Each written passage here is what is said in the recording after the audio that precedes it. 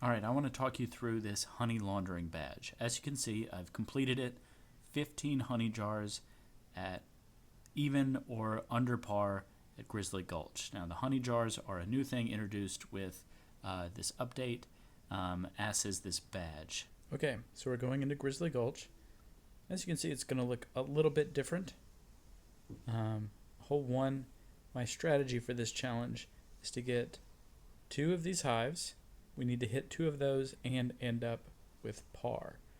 So I'm going to take my musket, my accurate roll musket, put on a big Annie, and as you can see, it's going to glide down towards the basket. Just get pretty close. It is possible to hit both of the hives on one shot and get a birdie, which is great. Gives you a bonus stroke to use throughout the rest of the round.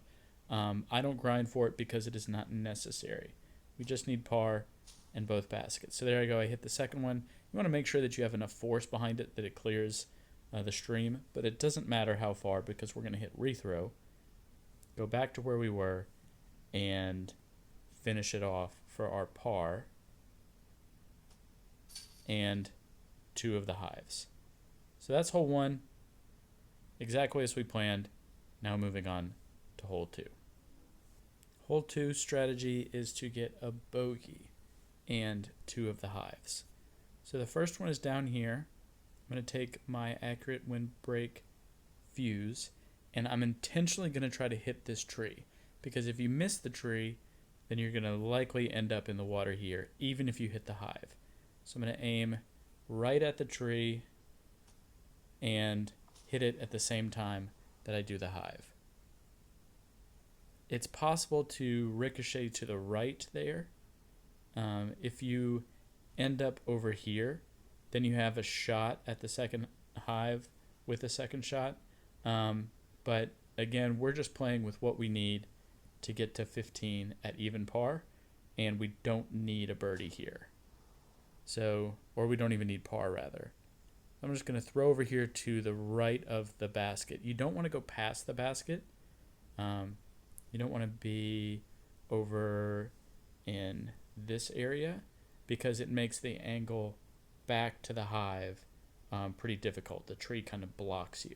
So I like ending up over here on the right, which gives us a great shot to knock down the second hive. And again, we're just going to hit rethrow after we do it and finish off the hole. So this is through 2 holes, and we have 4 of the hives or the honey jars at this point, and we are 1 over par. Hole 3 is another 2 jars and a par. The first hive is right there, pointing with the middle arrow in the tree. The second hive is up here to the left of the watchtower. So I'm going to take my accurate roll musket, play the wind a little bit, and take out the hive from the tee. I think you might be able to play to the left there and then hit the hive on your way up with the second shot, but I just found, I guess, enough consistency off the tee that I do that instead. And then I just throw up on the ledge. It's possible, I guess, to hit that second hive off of on your second shot. I have never accomplished that, mostly because I haven't tried maybe, but it just seems like it's not worth it because we don't need it. We just need a par and the 2. So I'm going to take my putter, knock it down, hope that I don't roll down the hill, and then rethrow for my par and 2 of the honey jars on hole 3. Hole 4 is 1 hive and a birdie hole for me. We get a stroke back from the one that we gave up on hole 2. As far as I know, this is the only hive on this hole, which is fine because that's all we need to get to 15. I'm going to take a windbreak roll rive, almost full power, slight hyzer, knock it down, and then get close to the basket. So that is our 1 hive and a birdie on hole 4. Our goal on hole 5 is to get 2 of the hives and another par. So we're going to stay even, and It's a tricky one because the shot off the tee is blind. If I go all the way over here, and if you look under the red dot of the scroller, or of this red dot here, you can see it just below there. So that's the hive we're going for. I use the razor claw and start with the middle arrow nestled in right there to the pin, and then go a little bit higher and a little bit to the right, and then pull back on a hyzer between the second and third Wi-Fi arcs and let her fly. So there we go. Hit the hive with the first shot, and now with the second shot, I'm just trying to get up there close. The hive is up here, pointing with the middle arrow, but really I just want it close to the basket more than anything else. So I'm going to throw up there. That seems like it should be just about perfect. And now we can turn around and look, and we're a little bit blocked by this shorter tree, but that should be fine. I'm going to take the razor claw again, and you can kind of see the hive peeking out there. It's just right there, so maybe I'll forehand this into it.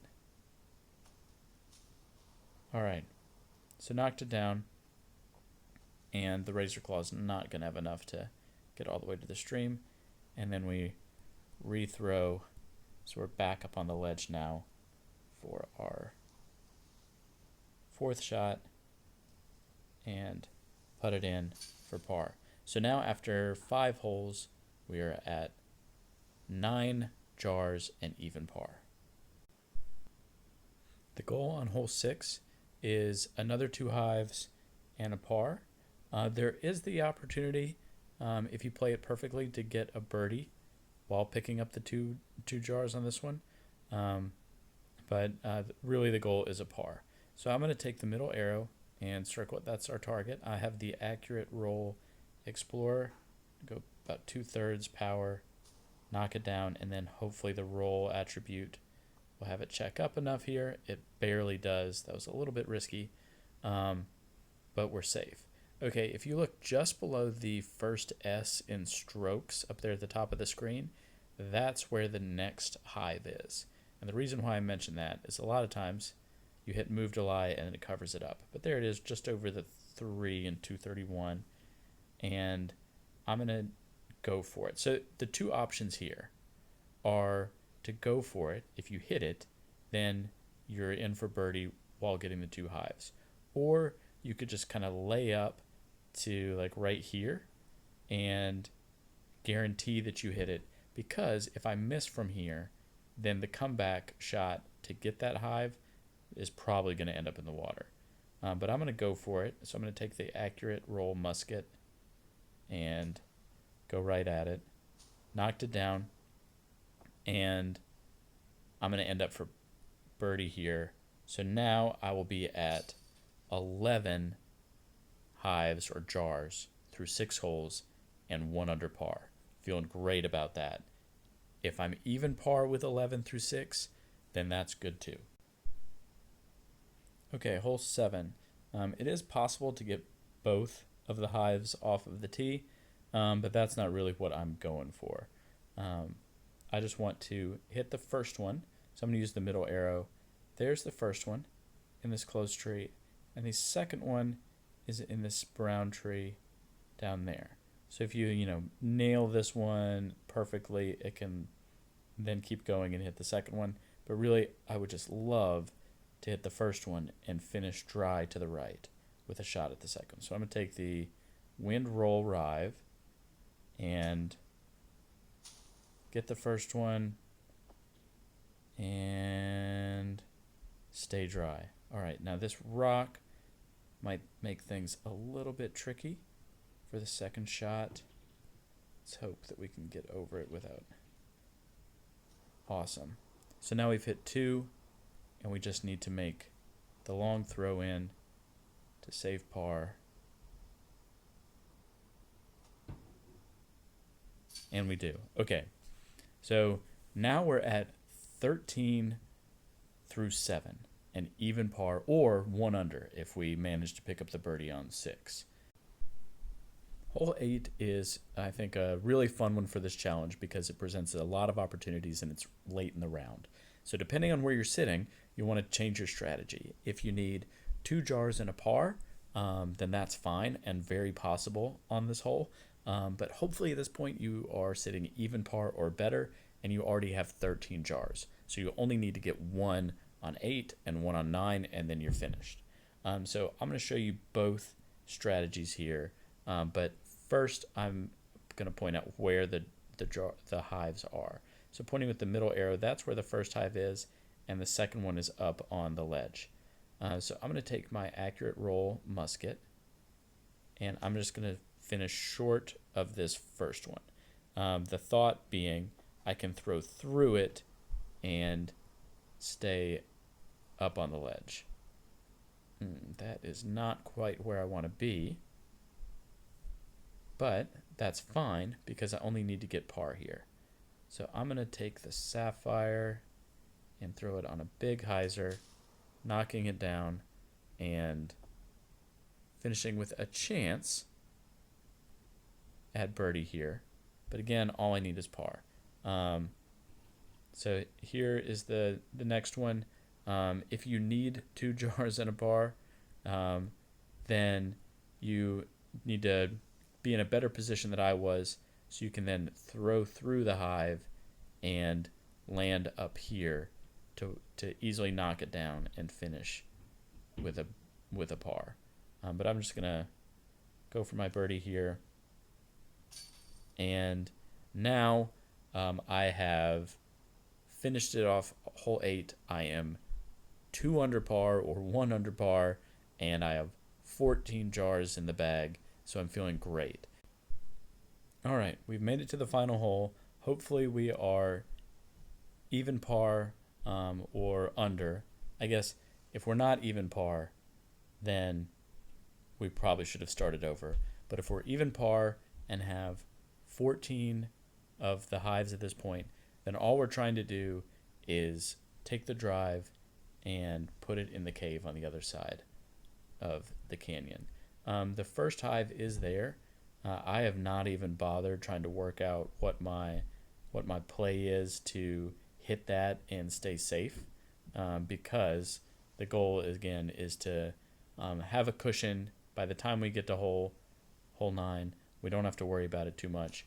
We can just throw across and be safe in the cave on the other side of the cave to cave hole, because all we have to do once we're here is get our 15th hive from the wall and then finish off the hole and the round, and we are even par or under, and we've gotten 15 hives along the way. Here is my final scorecard when I actually completed it. So as you can see, I was all over the place. In my mind, I was perfect through 6, but then on hole 7, didn't have a shot at the second jar with my second shot. I stayed dry, but the rock was in the way, so I had to take a bogey.